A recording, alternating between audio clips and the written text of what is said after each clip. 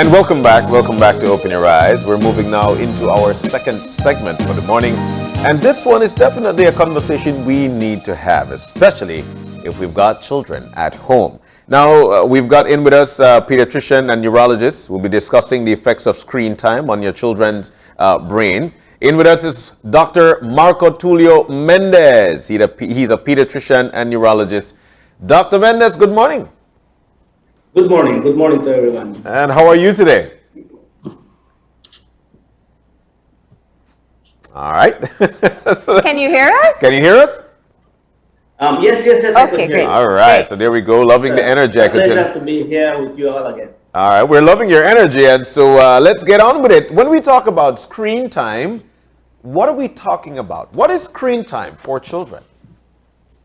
Well, it is the time that the child is going to be seeing the screen itself. Okay, either could be a cellular, it could be also the television or the computer. That it is more than what normally has been stipulated as the time a child could be viewing this type of is in ways on how to entertain themselves. But yes, screen timing has been definitely something that it is a problem nowadays. I would say that now with this with the pandemic, with COVID-19, it has really has started to make to be a problem worldwide. So definitely screen time is something that we need to be aware that at the long run, it could certain problems on children. It's a great time to be having this conversation, Doc. You did mention the pandemic, where there is no in-person learning. Everything is going to be on a screen, at least for the start. The children were out of school for about a year or more, and they were actually glued to the TV, to the tablet, to the cell phone, like you mentioned. Doc, how do we combat this? How do we let's put this into perspective. How do we combat this? Yes, it is going to be. It is not easy for parents. It is not easy for anybody, for everybody to be always on top of the child on trying to see that we are able to monitor this quantity of time that they are sitting there. But as parents, definitely we have to be always emphasizing. Now, we start to think, well, how much cell phone is too much? You have been hearing about the timing of the screening, that it is something bad for our children. Yeah. But we also need to be aware that it is not all that bad, because we do have some education programs that a child is definitely going to observe and going to learn from. Yeah. So it is important for us to let's see where the borderline is. Yes.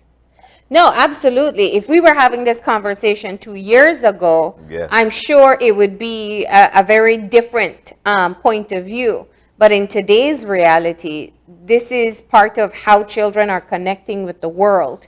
But let's talk about some parameters that parents can put in place. They have to use their devices for school, and they have to use their devices to kind of interact with friends. What are some of the guidelines that you would give, or some of the things that parents need to know and be aware of? Yes.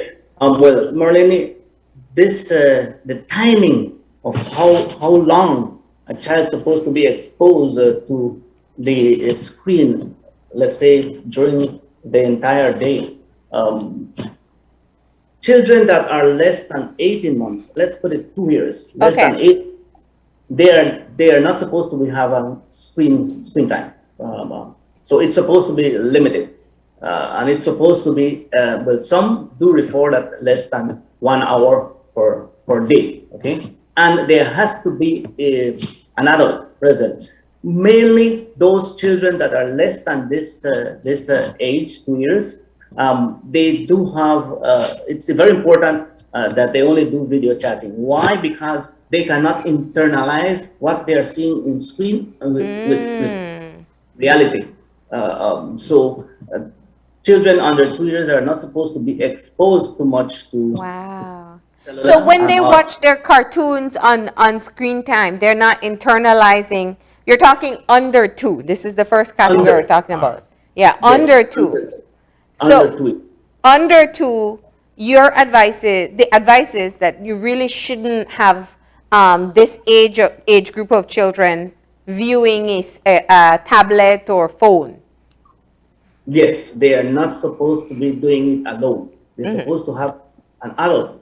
And only when they do it is by video chatting to somebody else, because they are not it has not been well developed within their brain for them to be able to realize that that is something outside, not real. So, Doc, I'm curious to know, is this a study that has been in place a long time ago, or something that just came out? No, this is something that is definitely have been well studied, and the American Academy of Pediatrics really has indicated that it is very important, because at this age, children learn they need to be touching. They need to be everything.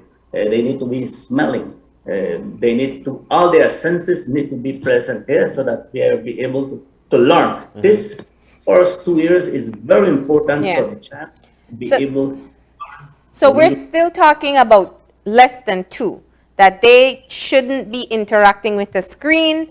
And if they are interacting on a screen, then it should be along with a physical person, because they'll learn through people interaction rather than screen interaction.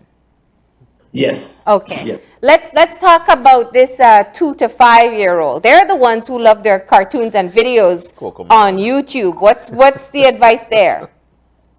Yes, children between these ages, 2 to 5 years old, it has been recommended that more or less they be being provided 1 to 1 hour and a half per day.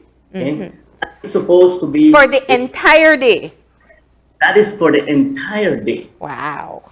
That is really how I would say sometimes one could see how much we expose our children to the quantity of that they are presenting themselves alone with the screen. Okay, but different if they are, let's say, having a very educational program, which will be able to provide them with some very adequate means of maturing their brains.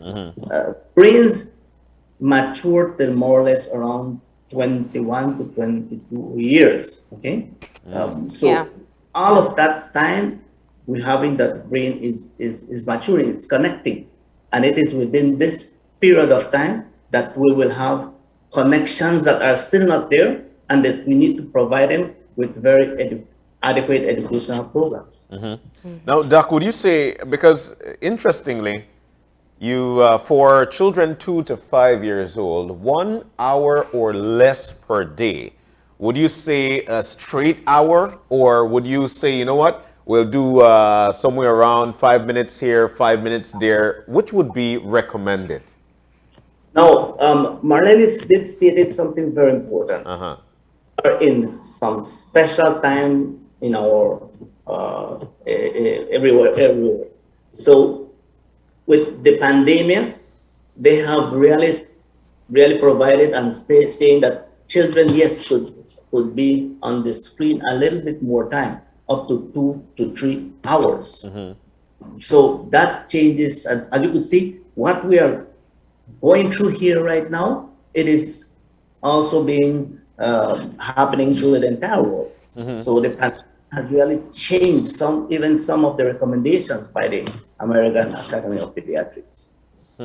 Wow. And then we move on to, I think the slide have what? Up to 18? Over 5 to 18. Over 5 to 18. Yes, over 5 to 18. And each child supposed to be monitored what is being provided to them, but it should also supposed to be supervised, but more hours are given to them. Now, more or less, the quantity of hours, it is up to 2 to 3 hours. As I said, it's always supposed to be something educational. There has been studies being done, and for example, children that are over, let's say 5 years, 8 years, 9 years, whereby they have been using a screen for up to 6, 8, 9 hours a day, and those are the ones that afterwards get addicted to the screen. How do you know if your child is addicted to the screen? Well, definitely one has to be monitoring the child and see how well, how much time he's using it. But most children that are addictive, they tend to use programs that are violent, that have excitement, because the mechanism on how they start to get addicted is through a wiring that we have in our brain, where there is a secretion of a chemical that is called the dopamine.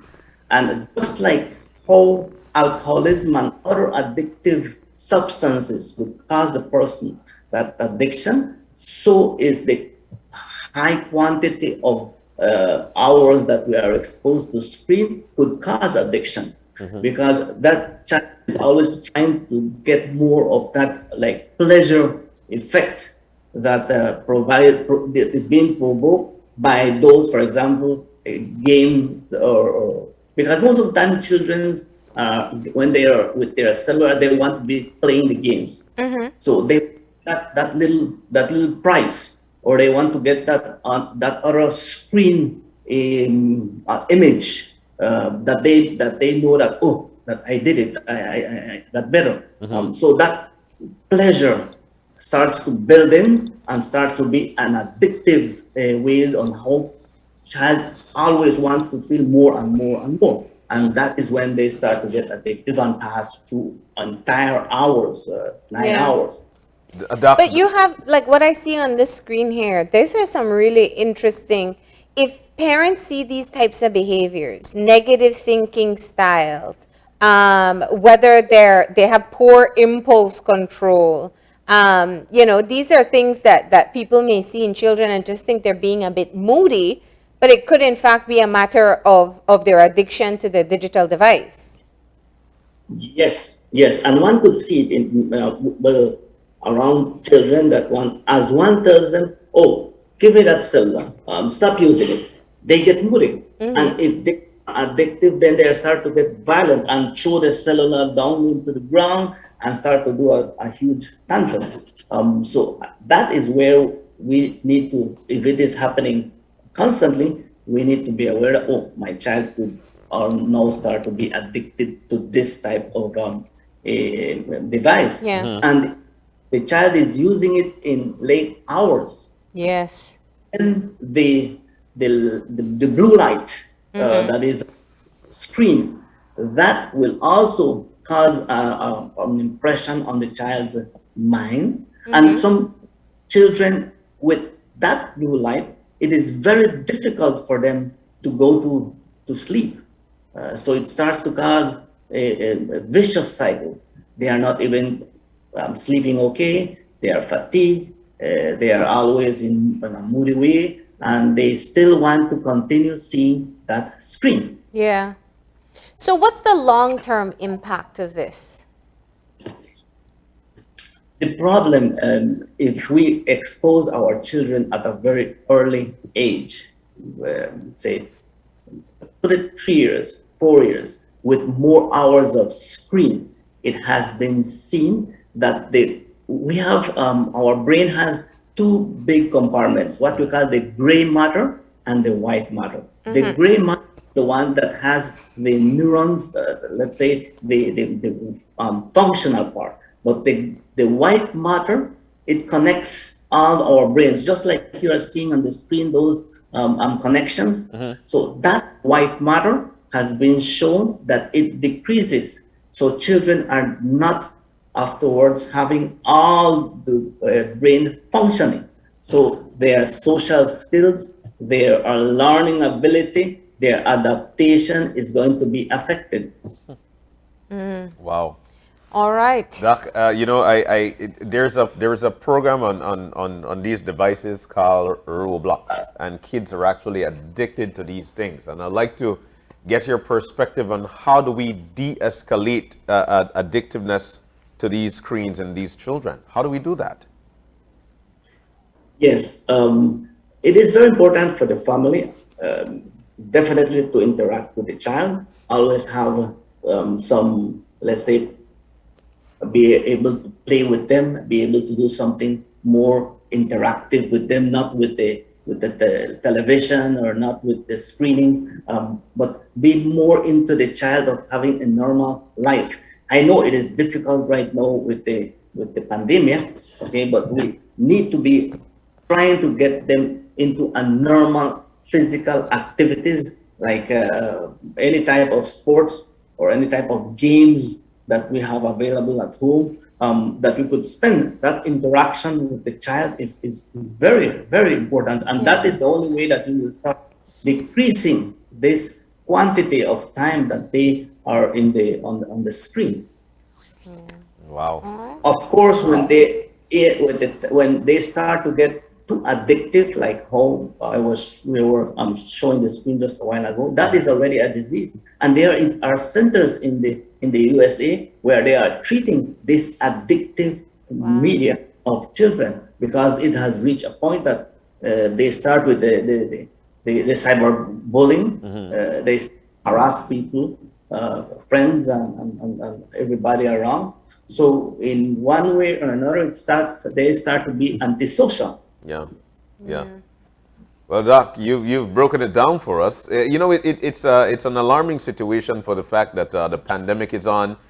Children will actually be learning online. I know we're talking something somewhat different. When we talk about being screen time, is watching things that might not be able to be of educational for them.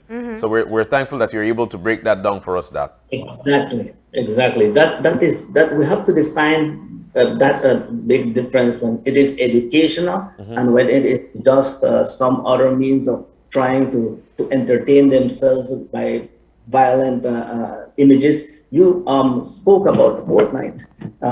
That's why those games, they have specifically the age that the child could use it, and Fortnite is over 12 years. So we have to be very careful when we buy a device for children, that it specifies the age limit, because that has been shown that it could be detrimental to his learning and adaptation in life.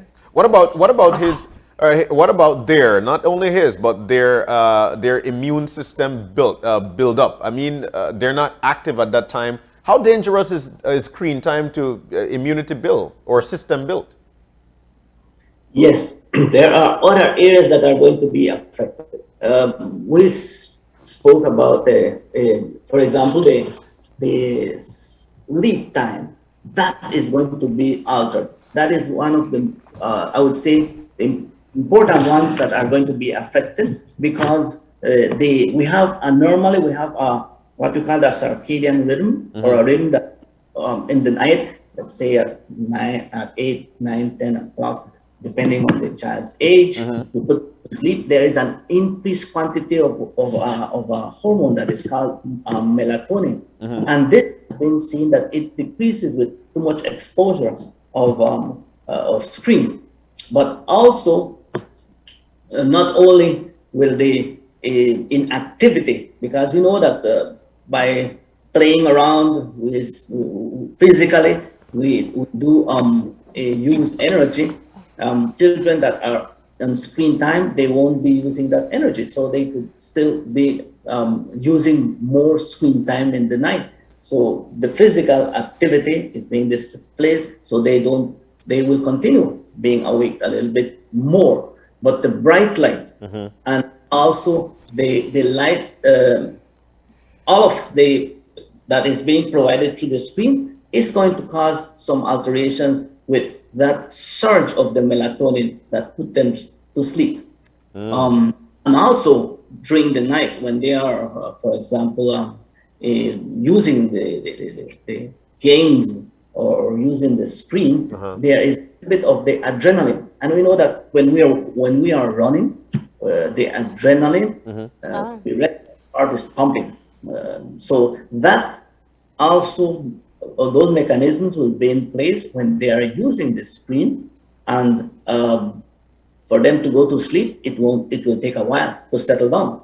So that you're taking about half an hour, 1 more hour for them to be able to sleep. So that is why it is important that we don't have make sure that we don't have those devices in the children's room, because not only will they be using it at pleasure, but also it has been shown that the electromagnetic radiation from the device cause also alterations with their sleep. So that in itself, So even though their eyes are closed, it's more the quality of sleep that they're not getting quality sleep. yes, and a child needs at least 10 to 12 hours sleep for him to be able to the following day go. I mean, right now classes are going to start. Yeah. So for them to learn adequately, they need to sleep that quantity of hours. All right. Wow. So, Doc, before you go though, I wanna ask you one last question. Yes. Parents are watching right now. They're probably saying, "Listen, Dr. Mendez, all that you're saying makes sense, but right now, Yeah. I'm doing the best that I can, and that includes having the children on their devices."